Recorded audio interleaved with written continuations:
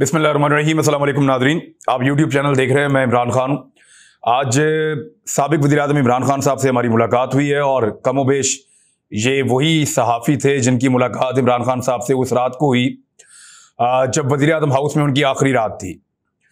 तो मुलाकात में एक दो सहाफ़ी तब्दील थे, कुछ नए लोग भी मौजूद थे और बड़ी तफसीली एक मुलाकात थी। इस मुलाकात में इमरान खान साहब ने कुछ बड़े अहम राजों से पर्दा उठाया है और कुछ ऐसी चीज़ें जिन पे वो माजी में बात नहीं कर रहे थे, वो बातें उन्होंने बताई हैं और फिर मना भी नहीं किया कि वो बातें बाहर जाके आप ना बताएं। तो ये मैं वो चीज़ें आपके सामने रख देता हूं। ये बहुत इंपॉर्टेंट है और पाकिस्तान की पॉलिटिक्स में आने वाले दिनों में बहुत ज़्यादा इन चीज़ों के असरात होंगे। नंबर एक, उन्होंने कहा कि एक एक कैलकुलेशन दोनों से गलत हुई है। उन्होंने कहा एक तो जो मुझे निकालने वाले हैं उनकी एक असेसमेंट गलत हो गई, उनका एक अंदाजा गलत साबित हुआ मुझे निकालने वालों का, और एक मेरा अपना अंदाजा पाकिस्तान की एस्टेब्लिशमेंट के बारे में गलत साबित हो गया। मुक्तदर हल्के ताकतवर लोग, पाकिस्तान की एस्टेब्लिशमेंट, उनके बारे में इमरान खान ने कहा कि एक मेरा अंदाजा गलत साबित हुआ और एक उनका मेरे बारे में अंदाजा गलत साबित हुआ। पहले बता देते हैं कि इमरान खान साहब का अंदाजा कौन सा गलत साबित हुआ। इमरान खान साहब ने कहा कि मुझे ऐसा लगता था कि पाकिस्तान की एस्टेब्लिशमेंट या न्यूट्रल्स इन चोरों और डाकुओं को कभी बतौर हुक्मरान तस्लीम नहीं करेंगे। यानी मुझे यह पता ही नहीं था कि करप्शन उनके लिए मसला ही नहीं है। यानी इमरान खान साहब पहले यह समझते रहे हैं कि करप्शन इन लोगों के लिए मसला है और पाकिस्तान की एस्टेब्लिशमेंट समझती है कि पाकिस्तान में करप्शन नहीं होनी चाहिए। लेकिन इस सारे एपिसोड के बाद वो इस नतीजे पर पहुंचे हैं कि करप्शन उनका मसला नहीं है। यानी उन्हें इससे कोई फर्क नहीं पड़ता कि कोई आदमी करप्ट है, उसके ऊपर केसेस बने हुए हैं, वो मनी लॉन्ड्रिंग कर रहा है, वो पाकिस्तान को लूट रहा है, वो लगातार करप्शन कर रहा है, उसकी पूरी फैमिली इन्वॉल्व है और उसके खिलाफ सबूत मौजूद हैं। इससे उनका कोई लेना देना नहीं है और इससे उनको फर्क नहीं पड़ता जो मुक्तदर हल्के हैं या एस्टेब्लिशमेंट है। तो इमरान खान साहब ने कहा कि मेरी असेसमेंट उनके बारे में गलत थी। मुझे ऐसा लगता था कि चोरों और डाकुओं का रास्ता वो रोकेंगे और वो नहीं आने देंगे। दूसरा, इमरान खान साहब ने कहा कि मेरे बारे में उनकी असेसमेंट एक और गलत हो गई। यानी एक मेरी असेसमेंट गलत हुई, एक उनकी गलत हो गई, दोनों एक एक गोल से बराबर हैं। तो जो इमरान खान साहब के बारे में असेसमेंट उनको निकालने वालों की गलत हुई, चाहे वो पॉलिटिकल लोग थे, चाहे नॉन पॉलिटिकल लोग थे, चाहे एस्टेब्लिशमेंट थी या कोई भी थे, इमरान खान साहब को निकालने वालों की असेसमेंट इस बारे में बिल्कुल जीरो थी कि पब्लिक का रद्द अमल कैसा होगा। इस बारे में गो कि मैं एक सहाफी हूं, मेरी असेसमेंट बिल्कुल ठीक थी। मैं रिकॉर्ड के ऊपर हूं, पहले भी कह चुका हूं कि इमरान खान निकलने के बाद मुसीबत बन जाएगा और इमरान खान साहब खुद भी इस बात को जानते थे कि उनको निकाला गया तो क्या नताइज आएंगे। तो इमरान खान साहब ने कहा कि मेरे बारे में उनकी ये असेसमेंट गलत साबित हुई कि लोग कैसे रिएक्ट करेंगे और अब लोग एक कौम बनते जा रहे हैं। फिर इमरान खान साहब ने एक और नुक्ता जो बहुत इंपॉर्टेंट था वो भी मैं आपके सामने रख देता हूं। उनसे यह सवाल किया गया, गालिबन साद रसूल साहब ने यह सवाल किया, उनसे यह पूछा गया कि रिफॉर्म्स के बारे में, कि बहुत सारी चीजें ऐसी पाकिस्तान के आईन में मौजूद हैं, आपको बहुत बुनियादी तब्दीलियां करनी पड़ेंगी पाकिस्तान के स्ट्रक्चर में, पूरे निजाम के अंदर। आपने देख लिया ना आप एहतसाब कर सके, ना आप बहुत सारी चीजें जो करना चाहते थे वो नहीं कर सके, फिर वैसे भी हाथ पांव बंधे हुए थे। तो अगर आपको अक्सरियत मिलती है, एक तो इमरान खान साहब ने साफ कहा कि अगर मुझे अक्सरियत ना मिली और एक कमजोर हुकूमत बनी तो मुझे पहले भी चाहिए था कि मैं वापस इलेक्शन में चले जाता। मैं कभी भी एक कमजोर हुकूमत नहीं बनाऊंगा, आऊंगा तो पूरी ताकत के साथ आऊंगा। दूसरा, इमरान खान साहब ने कहा कि कुछ ऐसी रिफॉर्म्स मैं लेकर आऊंगा जिनमें से कुछ को मैं अनाउंस कर दूंगा अपनी पॉलिटिकल कैंपेन में कि इस निजाम को और इन चीजों को मैंने ठीक करना है। मैं पब्लिक से वादा करूंगा और आकर उन चीजों को ठीक करूंगा। और दूसरा, उन्होंने कहा कि कुछ ऐसी चीजें हैं जो मैं करना चाहता हूं लेकिन इस वक्त नहीं बताऊंगा वरना बहुत शोर इस मुल्क में मच जाएगा, लेकिन कुछ और चीजें भी हैं मेरे दिमाग में जो मैं करना चाहता हूं। तो ये तीन चीजें इमरान खान साहब ने बताई। चौथी चीज उन्होंने कहा कि मुझे पाकिस्तान के बड़े ताकतवर हलकों ने, न्यूट्रल्स ने बार बार ये कहा और मुझे कहते रहे कि छोड़ें करप्शन को, ये पब्लिक का इशू नहीं है, पाकिस्तान की मईशत को बेहतर करते हैं, छोड़ दें इनके केसेस, छोड़ दें इनको, इनकी करप्शन को छोड़ दें, ये आम आदमी का इशू नहीं है। और आप अब समझ गए होंगे कि कौन लोग इमरान खान साहब को ये मशवरे देते थे।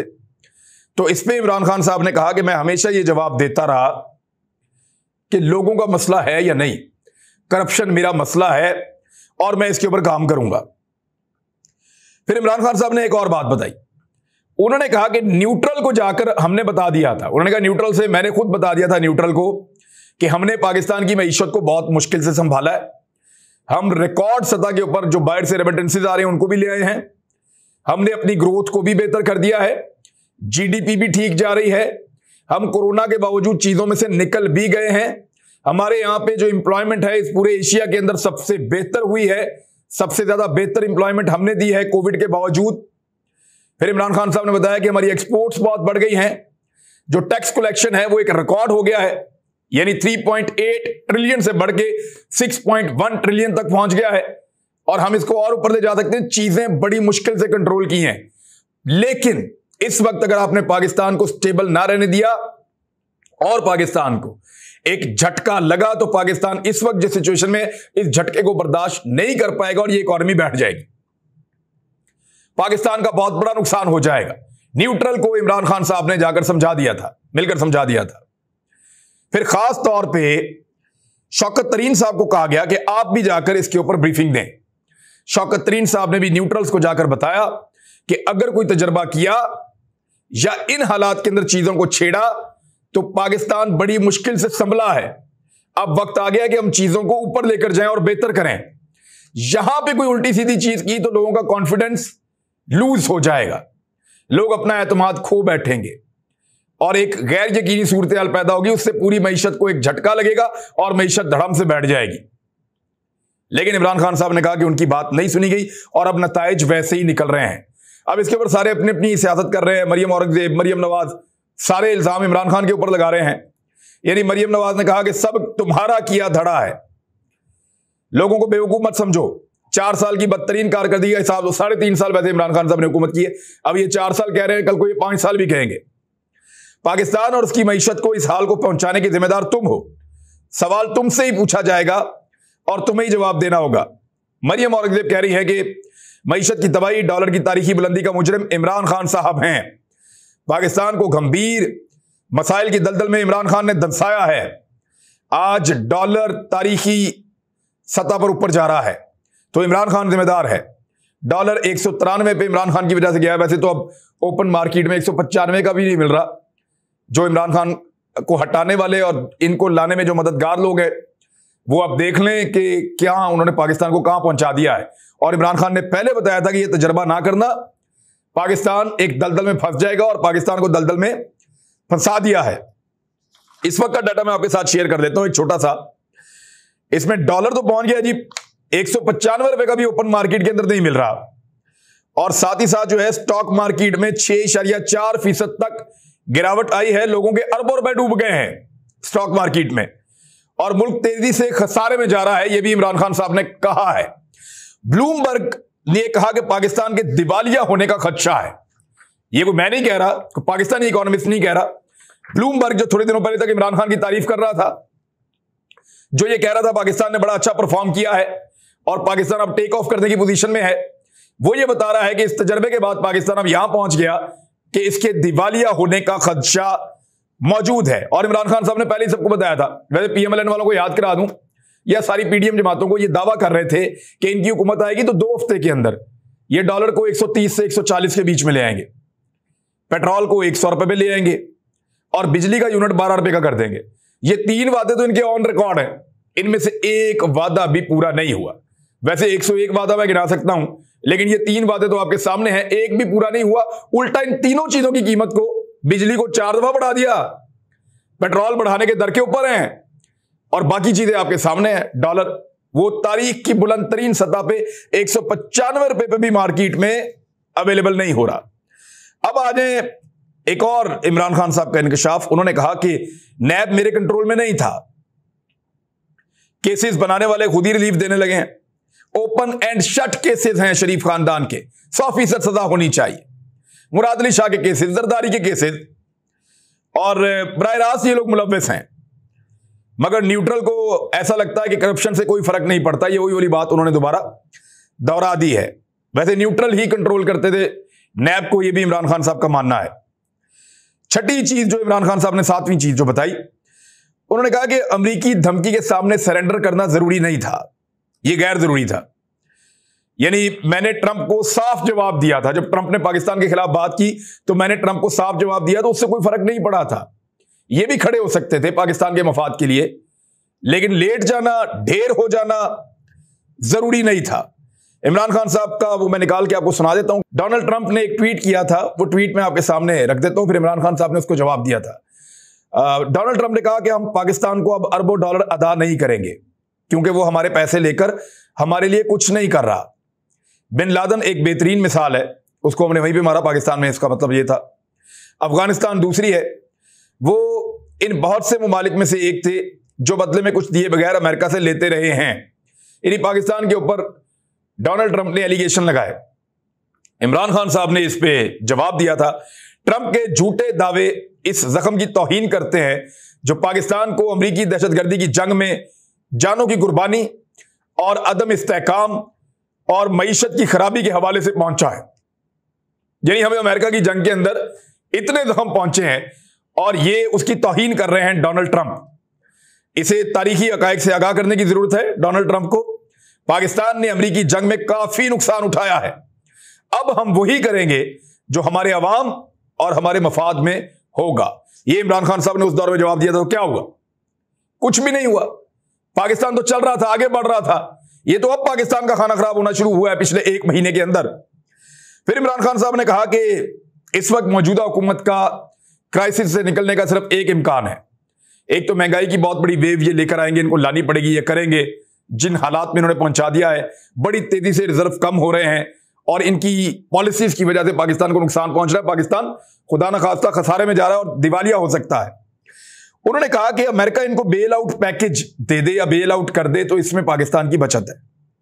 लेकिन याद रखें, अमेरिका जब भी कभी ऐसा करेगा तो उन्होंने एक लफ्ज बोला, उन्होंने कहा कि there is no free lunch, कि अमेरिका की नजर में कुछ भी मुफ्त नहीं होता और अमेरिका इसके बदले में कड़ी शराइत रखेगा और पाकिस्तान से मुश्किल चीजें मनवाएगा। ये ऐसी शराइत होंगी कि पाकिस्तान को यहां गले से, इमरान खान साहब ने हाथ रख के अपने गले में बताया कि वो पाकिस्तान को यहां गले से पकड़ने की कोशिश करेंगे अमेरिकन। ऐसी शराइत रखेंगे और मैं और मेरे लोग उन शराइत को कभी नहीं मानेंगे। यह भी इमरान खान साहब ने ऐलान कर दिया। आठवां जो पॉइंट इमरान खान साहब ने बताया कि एक और बड़ा अहम वाकया उन्होंने सुनाया। उन्होंने कहा कि कंस्ट्रक्शन इंडस्ट्री में पूरे पाकिस्तान में बेहतरी आ रही थी, सिंध में नहीं आ रही थी, कराची में खास तौर पे, इतना बड़ा शहर है। तो जब मैंने एक मीटिंग बुलाई तो चीफ सेक्रेटरी वहां पे था, बिल्डिंग अथॉरिटी वाले वहां पे थे और कुछ और लोग जो कंस्ट्रक्शन की बिजनेस के साथ वाबस्ता है वो भी वहां पे थे। तो उन लोगों ने उनके मुंह के ऊपर, सिंध के ब्यूरोक्रेट्स के मुंह के ऊपर कहा कि 3 करोड़ रुपया तो ये लेते हैं सिर्फ एनओसी देने के लिए, इजाजत देने के लिए 3 करोड़ रुपया ये ले लेते हैं रिश्वत। हम कैसे करें यहां पे काम? तो इमरान खान साहब ने बताया कि बाद में मुझे उन ब्यूरोक्रेट्स ने यह पैगाम भिजवाया कि सर ये रिश्वत हम नहीं लेते, ये डायरेक्टली जाती है अद्दी के पास। अद्दी जो है वो आसिफ अली जरदारी साहब की बहन को कहते हैं, फरियाल तालपुर साहिबा को, और सब सिंध वाले इस बात को जानते हैं। जो एक और 9वीं बात बड़ी इंपॉर्टेंट इमरान खान साहब ने कही, वो ये कही कि मीर जाफर और मीर सादिक काफी सारे हैं। मैंने अभी चंद के बारे में बताया है। आहिस्ता आहिस्ता सबको एक्सपोज करेंगे और वक्त आने पर सबके नाम लिए जाएंगे। ये इमरान खान साहब ने कहा है। दोहरा देता हूं, मीर जाफर और मीर सादिक बहुत सारे हैं, अभी चंद एक को एक्सपोज किया है, आहिस्ता आहिस्ता वक्त आने पर सबको एक्सपोज करूंगा, ये इमरान खान साहब ने कहा है। 10वां नुकता उन्होंने कहा कि जब मैं इस्लामाबाद आऊंगा और लोगों को तारीखी लिहाज से एक बहुत बड़ी तादाद में इस्लामाबाद लाऊंगा तो फिर मेरे पास बहुत सारे ऑप्शंस होंगे और उनमें से कौन सा ऑप्शन इस्तेमाल करना है उसका फैसला हम उस वक्त करेंगे और इलेक्शन करवाने पर मजबूर कर देंगे। एक और चीज जो उन्होंने कही वो ये कि सिंध में सबसे बड़ा खला मौजूद है और इस मर्तबा सिंध में हम पूरी मेहनत करेंगे। सिंध में बगैर मेहनत के हमारे उम्मीदवारों को बहुत ज्यादा वोट पड़े हैं और दूसरे नंबर पे हमारे उम्मीदवार आए हैं, तो हम उनको पहले नंबर पे लाने के लिए इस मर्तबा सिंध में पूरी मेहनत करेंगे। सिंध के लोग तैयारी करें, हम उनको एक मुतबादल क़यादत देने जा रहे हैं। और जो आखिरी नुकता था जो सबसे पहले उन्होंने बयान किया वो मैंने इसलिए रखा था कि बहुत इंपॉर्टेंट बात है। इमरान खान साहब ने कहा कि मुझे पहले दिन से पता था पाकिस्तान के मसाइल बहुत बड़े हैं और एक मुल्क कभी भी इन मसाइल में से तब तक नहीं निकल सकता जब तक कि वो एक कौम ना बन जाए। ये जो रजीम चेंज ऑपरेशन हुआ है इसने इस मुल्क के लोगों को एक कौम में तब्दील कर दिया है और हम इसको एक फायदे के तौर पर देखेंगे और अब हम पाकिस्तान को लेकर बड़े बड़े क्राइसिस में से निकल जाएंगे। तो ये उन्होंने एक बड़ी पॉजिटिव बात की है जो बहुत अच्छी थी। लंदन की जो बैठक है पीएमएलएन की, ARY न्यूज ने भी इसको रिपोर्ट किया और मीडिया भी कर रहा है, वो नाकाम हो गई है, वो किसी नतीजे पर पहुंचे ही नहीं। एक्चुअली इनको सिर्फ हुकूमत लेने की जल्दी थी, ना कोई तैयारी थी, ना कोई प्लान था, ना कोई मंसूबा था, क्या करना है कुछ पता नहीं था, सिर्फ हुकूमत लेनी थी। अब हुकूमत ले ली है और सर पकड़ के बैठे हैं, इनको कुछ पता नहीं चल रहा करना क्या है। और पिछली हुकूमत के किए कराए के ऊपर सब पे पानी फेर दिया है। थोड़ी सी मुंह दिखाई की, कभी डैम पे चला गया, कभी यहां चला गया, कभी वहां चला गया। वजीर आजम ने इस किस्म के कुछ ड्रामा किए, लेकिन उनसे बात बनी नहीं। कभी एतवार बाजार में घुस के दिखा दिया, बात बनी नहीं। तो जब बात नहीं बन रही तो फिर लंदन चले गए, सर जोड़ के बैठे, वहां पे भी कोई नतीजा नहीं निकला और अभी तक कोई प्रेस कॉन्फ्रेंस ये लोग वहां पे नहीं कर पाए। बल्कि कुछ मीडिया के मुताबिक जो एक प्रेस कॉन्फ्रेंस थी उसको मुलतवी कर दिया गया है। अब ये है सूरत हाल और इसमें बदतरीन लोड शेडिंग जलती पर तेल का काम कर रही है। यानी जीरो लोड शेडिंग का दावा किया था इस हुकूमत ने, इंपोर्टेड हुकूमत ने, और इस वक्त पाकिस्तान में बदतरीन लोड शेडिंग जारी है। अदालत के पास जारी है पाकिस्तान तहरीक इंसाफ और अदलिया से ये उम्मीद कर रहे हैं। असद उमर ने इस पर स्टेटमेंट दिया है कि जल्द इलेक्शन करवाने में अदलिया अपना किरदार अदा करे। बाकी चीजों पे बात करते हैं अगले वीलॉग में। अब तक के लिए इतना ही। अपना ख्याल रखिएगा, अपने इस चैनल का भी। अल्लाह हाफिज।